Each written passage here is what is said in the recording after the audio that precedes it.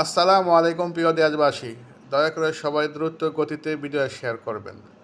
আমি কিছু কথা বলতে চাই বাংলাদেশের আমাদের যে ডাক্তার আছে তাদের নিয়ে। কারণ ডাক্তার ভালো ডাক্তারও আছে, আবার অসৎ ডাক্তারও আছে। মানে যাদের মনে ভিতর শয়তানি, তাদের বলা হয় অসৎ ডাক্তার। কারণ তাদের কাজেই জনগণের পকেট কেটে ওই পয়সা নিজের পকেটে ভরা।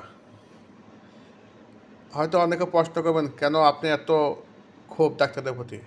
না ভাই, ডাক্তার কোনো ক্ষোভ নাই। যে ভালো তাকে ভালো বলতে আছে, ভালো মনের ভালো মানুষও আছে, ভালো ডাক্তারও আছে। আবার অনেক ডাক্তার আছে মানে অসৎ, তার কাজে অসৎ পথে চলা। কেন কথা বললাম? আমি দেখেন, আমরা প্রবাসী, সে সময় পেলে বাড়িতে ফোন দিয়ে কথা বলি ফ্যামিলির সাথে। তারপরে সেই ফ্রি টাইমটা সবসময় আমরা ইন্টারনেট নিয়ে অনলাইন থাকি। এটাই সঠিক, এটাই সত্যি, মিথ্যা কোনো আচরণ নেই এখানে।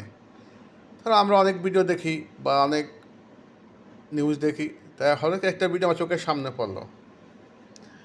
পরে দেখলাম সবচেয়ে বেশি সিজারের বাচ্চা হয় বাংলাদেশে। তা আমি আরও জিনিসটা পুরো ভিডিও দেখার চেষ্টা করলাম, দেখার পরে দেখলাম 75% সামথিং প্লাস বাংলাদেশে সিজারে ডেলিভারি হয়।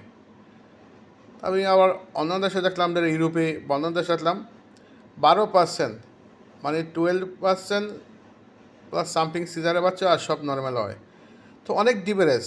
তো আমি এটা কি, তখন আমার মনে একটা মানে অনুভূতি জাগলো, আমি কিছু বলি যেন অনেকেই হয়তো একটা যদি সেভ হয়, তাও তো আমার কথা কাজে লাগলো, সেই উদ্দেশ্যেই বলা। একটা মেয়ে যখন প্রেগনেন্ট হয়, হওয়ার পরে ডাক্তারের কাছে যায়। ডাক্তারের কাছে যাওয়ার পরে সে পরামর্শ দেয়, যারা ভালো ডাক্তার, ভালো মনের মানুষ, তারা কিন্তু ভালোই পরামর্শ দেয়। তখন ওই গর্ভবতী যে মা, উনি ভালো ফিল করেন, মানে উনি সুস্থ থাকেন, মানে ওনার ইয়েতে অন্যরকম। আর অনেক মানুষ আছে যারা অসৎ ডাক্তার, তাদের কাছে মানে সেটা জানে না, যাওয়ার পরে কী করে, অনেকগুলো টেস্ট দেয়, মানে অনেক প্রেসক্রিপশনে লিখে দেয় অনেক কিছু বিভিন্ন। দেওয়ার পরে আবার আলট্রাসাউন্ড করার পরে ওই সময় বললে দেয় কয়েকদিন পরে, আপনি 1 মাস পরে আসবেন, 1 সপ্তাহ পরে আসবেন। আসার পরে যায় ওই রিপোর্টগুলি নিয়ে, তখন বলে দেয় রিপোর্ট দেখার পরে, হ্যাঁ আপনার তো সমস্যা, বাচ্চা নর্মাল হবে না, সিজারে করতে হবে, এই সমস্যা ওই সমস্যা, মানে নানান ইত্যাদি। ওরা তো অসৎ ডাক্তার, ওদের কাজেই রোগীদের বিভ্রান্ত করে কীভাবে ওদের কাছ থেকে, রোগীদের কাছ থেকে পয়সা নেওয়া যায়। এটা কিন্তু 2 নম্বর ডাক্তারের কাজ। বুঝতে পারছেন? তখনই ওই গর্ভবতী মা চিন্তা ভাবনা আরও অসুস্থ হয়ে যায়। মানে হ্যাঁ, বাচ্চাদের এরকম, মানে এটা বুঝুন একটু, একটা মেয়ে যদি ডেলিভারি তখন বাচ্চা পেনে, তখন কী অবস্থা থাকে এটা সবাই জানেন। তা আমি ওই যারা ডাক্তার আছেন তাদের উদ্দেশ্যে কথা বলতে চাই, আমি তীব্র নিন্দা প্রতিবাদ জানাই যারা এরকম ফালতু ডাক্তার আছেন। ভাই, আপনারা জানার পরেও আপনারা অসৎ পথে বেছে নেন কেন? আপনার সন্তান কেন এইভাবে করাইবেন ডেলিভারি? এই প্রশ্ন কিন্তু আপনার কাছে আমার রয়ে যায়, যারা অসৎ ডাক্তার তাদের কাছে রয়ে গেল। যারা ভালো ডাক্তার তারা কিন্তু ভালো পরামর্শ দেয়, তখন ওই রুগীরা ভালো ফিল করে। আর যারা ফালতু তাদের তাদের বলে শেষ নাই। আরও কথা আছে, এখানে কি করে, যারা অসৎ ডাক্তার তাদের কন্ট্যাক্ট থাকে, অমুক জায়গায় এক্সরে করাই তুইব, অমুক জায়গায় আলট্রাসাউন্ড করাই তুইব, অমুক হাতে ওষুধ কিনতে হবো অমুক কোম্পানির। এটা একটা সেন্টিকেট।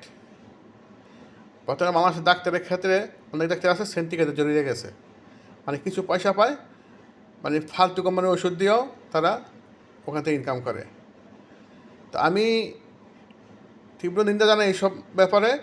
আমি মনে করি বাংলা সরকার যদি গোপনীয়ভাবে তদন্ত করে, এরকম অনেক ডাক্তারের ধরা পড়বে, অনেক হসপিটালে ধরা পড়বে, তাদের লাইসেন্সগুলো ক্যান্সেল করে দেওয়া হোক। আর যারা ভালো ডাক্তার তাদের পরিষ্কার করা হোক। যদি এরকম হয়, এরকম সিস্টেম করে, তাহলে ডাক্তারের ভিতরে একটা মানবতা তৈরি হবে। ভালো ডাক্তার মানুষ অনেক আছে কিন্তু ভাই, অনেক। আবার অনেক খারাপ ডাক্তারও আছে। তো আমার কথা হলো, যারা খারাপ ডাক্তার, যারা অসৎ ডাক্তার, তাদের প্রতি আমার কথা হলো। তো এক ভিডিও শেয়ার করবো ইনশাল্লাহ, নেক্সট ভিডিও নিয়ে আসবো। আর অনেক কথা আছে, নেক্সট ভিডিওতে বলবো। আল্লাহ হাফেজ, ভালো থাকবেন।